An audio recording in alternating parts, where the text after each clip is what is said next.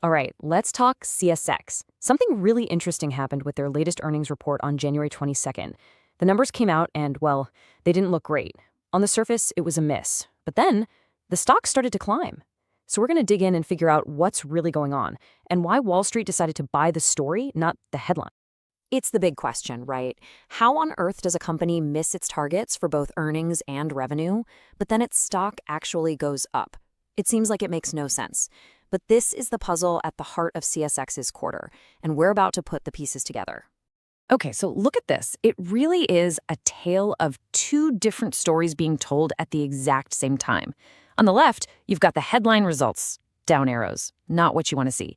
But on the right, you see how the market actually reacted, a big green arrow pointing up. To understand what's really happening with CSX, we have to bridge that gap. So, first things first, let's just look at the raw numbers, the stuff that hit the news feeds right away. And honestly, if this was the only part of the story you heard, you'd probably walk away feeling pretty disappointed. Okay, so earnings per share, the big one. It came in at 39 cents. Now, the folks on Wall Street, the analysts, they were all looking for 41 cents, so that's a miss. And look, 2 pennies might not sound like a lot, but in this game, any miss gets people's attention. And it wasn't just the bottom line. The top line, the total revenue, landed at about $3.51 billion.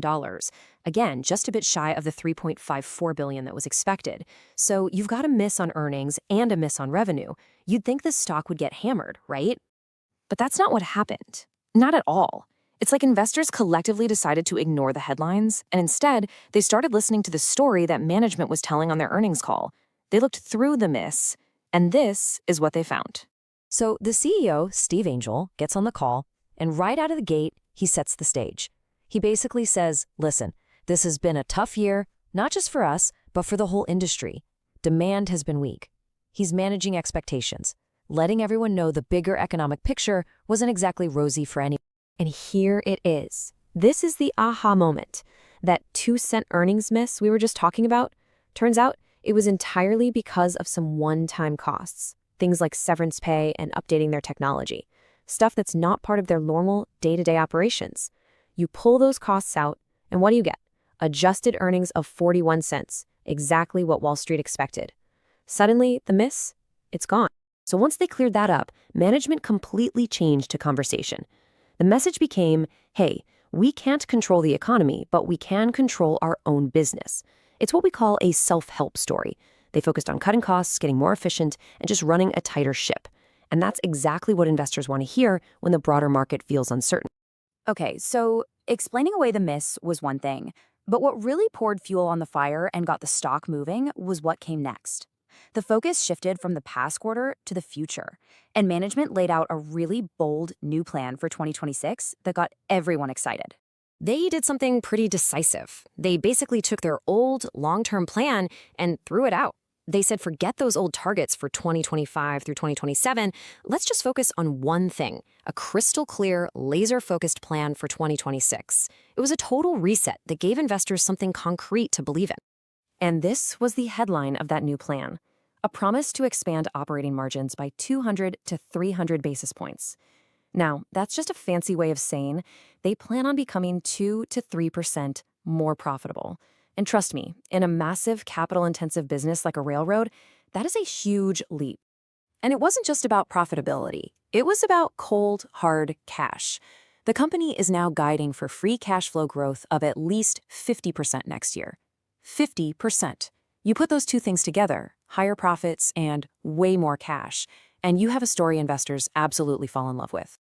So you might be asking, how are they going to generate all that extra cash? Well, a big part of it is just plain old discipline. They're planning to cut back their spending on big capital projects to below $2.4 billion. It's a classic case of spending less to earn more. But here's the best part. The real kicker that makes this whole plan so believable. They're not banking on some huge economic boom to hit these ambitious targets. The whole plan is built on a really conservative assumption that their revenue will only grow by a little bit, in the low single digits. This makes the whole outlook feel credible and, more importantly, achievable. So there you have it. That's how a company can report a headline miss and still see its stock rally. It's all about changing the narrative. Now let's switch gears and put on our analyst hats here at Talk Tickers. What does this all mean for the stock going forward? As we look ahead, we're watching three big things. Number one, and this is the most important, execution. Can they actually deliver on those big margin promises?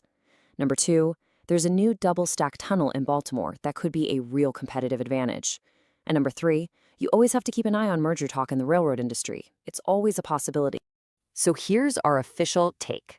For the next quarter's results, we expect them to be pretty much in line with expectations, but all eyes are going to be on their margin progress. As for the stock price, we think it'll probably be stuck in a range for a little while. The optimism is now priced in, now management has to prove they can deliver. Which brings us to our rating. We're initiating our coverage with a market perform rating. Management did a fantastic job pivoting to a credible self-help story, but after that big stock rally, we believe the shares are now fairly valued. For the stock to move significantly higher from here, they're going to need flawless execution on that new 2026 plan. And as always, a quick reminder, this is not financial advice.